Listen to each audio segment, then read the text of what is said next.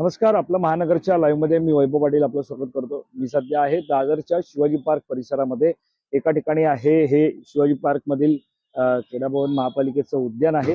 तर याच्याच अगदी बाजूला पाहिलं तर हे नादाननारी पार्क जे इथे वीर बाजी प्रभू आपण पाहतो हे उद्यान आणि ग्लो गार्डन म्हणून हे आपल्याला इथे पाहायला मिळतं आणि त्याच्या भोवतीत असलेलं हे गार्डन आहे. इथे या उद्यानामध्ये जर आपण पाहिलं तर सध्या आपल्याला पाहायला मिळतं ते म्हणजे असलेलं सगळं या उद्यानामध्ये आपण जर पाहिलं तर यामध्ये आपल्याला सगळं आपण पाहतोय की इथे आपल्याला सगळं झाडं जे मुंबईभर पडली ती झाडं आपल्याला इथे पाहायला मिळत आहेत.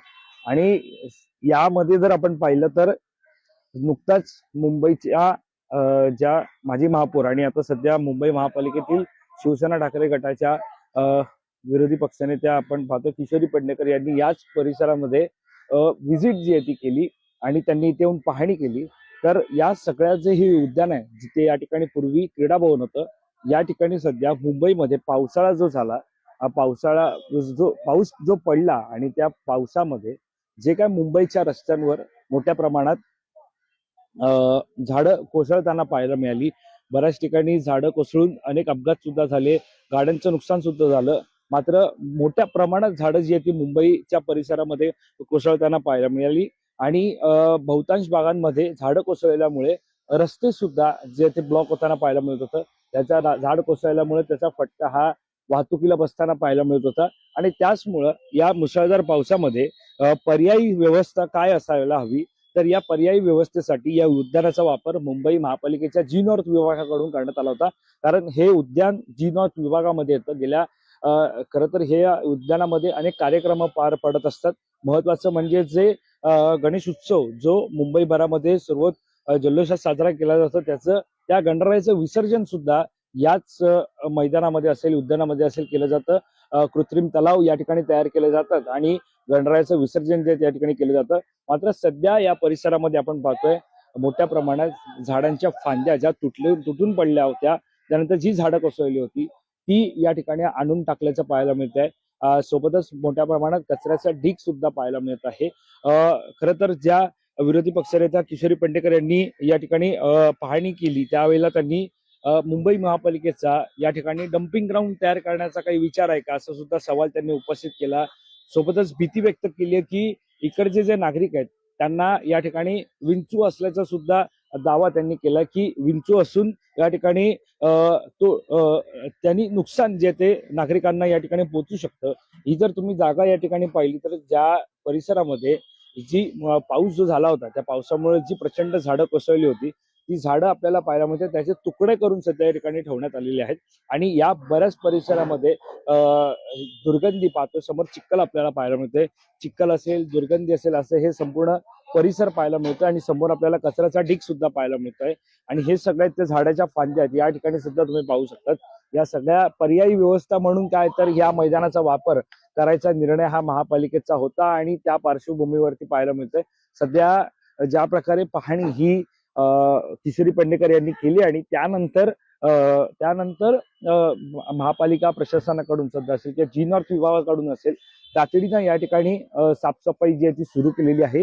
खरं तर या सगळ्याची सुरुवात ही काही दिवसांपूर्वी झाली आहे. आगामी काळामध्ये जे 15 ऑगस्ट स्वातंत्र्य दिन जो असणार आहे त्यापूर्वीच या ठिकाणची ही संपूर्ण साफसफाई करण्याचा खरं तर विचार या प्रयत्न हा महापालिकेचा असणार आहे आणि त्या पार्श्वभूमीवरती काम सुद्धा चालू आहे. मात्र या ठिकाणी ढीग जर पाहिला लाकडांचा असेल तर साम्राज्य जर आपण या ठिकाणी पाहिलं कचऱ्याचं हे मोठ्या प्रमाणात आहे आणि त्यामुळे आता कुठेतरी ही जी दुर्गंधी आपण पाहतो या ठिकाणी कचरा असेल, झाडं असेल, सगळंच जे ते या ठिकाणी पाहायला मिळत आहे. त्यामुळे आता ज्या प्रकारे महापालिका अधिकाऱ्यांनी जी नॉर्थ विभागाच्या महापालिका अधिकाऱ्यांनी ज्या प्रकारे स्पष्टीकरण दिलं या सगळ्यावरती त्यानुसार त्यांनी दिलेल्या माहितीनुसार आपण पाहतोय की 15 ऑगस्ट पर्यंत 15 ऑगस्टच्या पूर्वी खरं तर हा सगळा सगळी जी इथे घाण जी आपल्याला पाहायला मिळते, दुर्गंधी जी पाहायला मिळते ती साफ करणार असल्याचं त्यांचं म्हणणं आहे आणि नंतर ज्या ठिकाणी जे टाकलं जातं मुंबईच्या बाहेर तिथे नेऊन टाकलं जाणार आहे असं सुद्धा त्यांनी सांगितलं. सध्या हे कर्मचारी आपण पाहतोय की जे पडलेलं झाड आहेत जे कापून इथे आणून टाकलेली आहेत ती झाडं उचलून ट्रकमध्ये भरून जे बाहेर नेण्याचं काम त्यांचं जे आहे ते सुरू आहे. संपूर्ण कचरा हा जो आहे तो साफ केला जाणार आहे असं सुद्धा महापालिकेच्या अधिकाऱ्यांनी जे ते सांगितलं. त्यामुळं या सगळ्यामध्ये महत्वाचं ते म्हणजे सध्या या ठिकाणी वस्ती असलेली, कारण हा शिवाजी पार्क परिसर आहे. याच परिसरामध्ये जर आता 2 गेट आहेत, आपण पाहतो हा एक गेट आहे आणि हा एक गेट आहे जो पेट्रोल पंप आहे समोर, आणि इकडे आणखी एक गेट आहे ज्या ठिकाणी समोर आपल्याला शिवाजी पार्क पाहायला मिळत आहे. त्यामुळे हा जो संपूर्ण परिसर आहे या परिसरात प्रचंड रहदारी असते.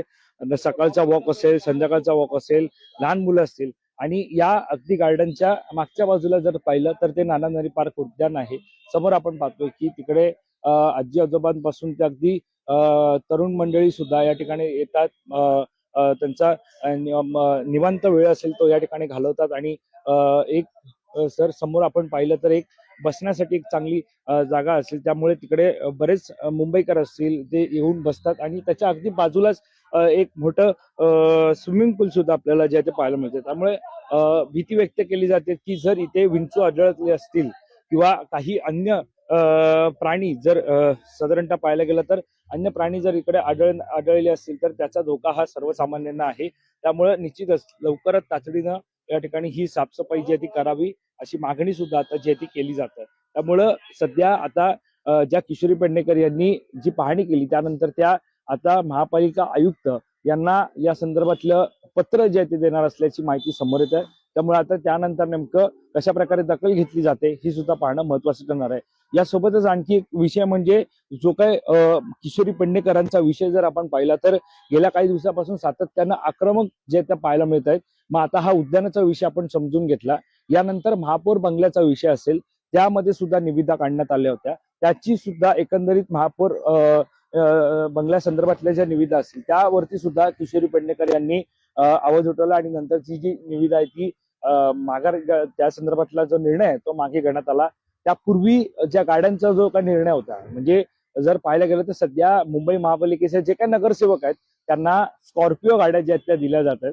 मात्र एकीकडे स्कॉर्पिओ जरी गाड्या दिल्या त्यांना, म्हणजे जो काही त्यांचा दौरा असेल त्या दौऱ्यासाठी त्यांना ज्या गाड्या देण्यात आलेल्या आहेत त्या महापालिकेकडून ज्या गाड्या त्यांना दिल्या जातात त्या आहेत स्कॉर्पिओ. मात्र त्या गाड्यांमुळे कुठेतरी पाठीची दुखणं असेल किंवा अनेक दुखणी असतील ही होत असल्याचा दावा हा महापालिका महापौर रितू तावडे यांनी केला, सोबतच नगरसेवकांनी केला. त्यामुळे त्यांनी इनोव्हा क्रिस्टा जी नवी गाडी आहे ती गाडी देण्याची मागणी सुद्धा केली, आणि त्याचा खर्च महापालिका करणार असं सुद्धा म्हटलं. मात्र या सगळ्यावरती ज्या प्रकारे किशोरी पेडणेकर यांनी आवाज उठवला आणि त्यानंतर पुन्हा एकदा तो सुद्धा निर्णय थांबवण्यात आला. स्वतः मुख्यमंत्री देवेंद्र फडणवीस यांनी या प्रकरणी दखल घेत सध्या जे काय ते नागरिकांची कामं करा, मात्र हा खर्च थांबवा असं त्यांनी ते त्यांनी सांगितलं. त्यामुळं आता आपण पाहतो की सद्यस्थितीत या ठिकाणी पाहतो की सद्यस्थितीत ही महापालिका एकंदरीत जे काय महापालिकेचे निर्णय असतील त्याच्यामध्ये ऋतू तावडे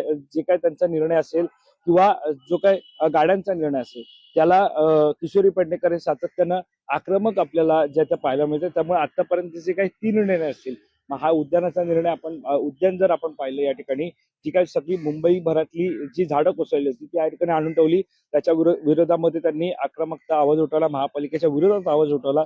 त्यानंतर गाड्यांचा विषय असेल त्या विरोधात आवाज उठवला. त्यानंतर महापौर बंगल्यासंदर्भातील निविदा असतील त्या संदर्भात आवाज उठवला. त्यामुळे एकंदरीत कुठेतरी आता किशोरी पेडणेकर यांच्या जो काही सातत्यानं त्यांचा आक्रमक पवित्रा जो आहे तो पाहायला मिळतोय. यावरती आता महापौर ऋतू तावडे कशा प्रकारे प्रत्युत्तर असेल किंवा या सगळ्यावरती कशा प्रकारे उत्तर देतात हे पाहणं तितकंच महत्वाचं ठरणार आहे.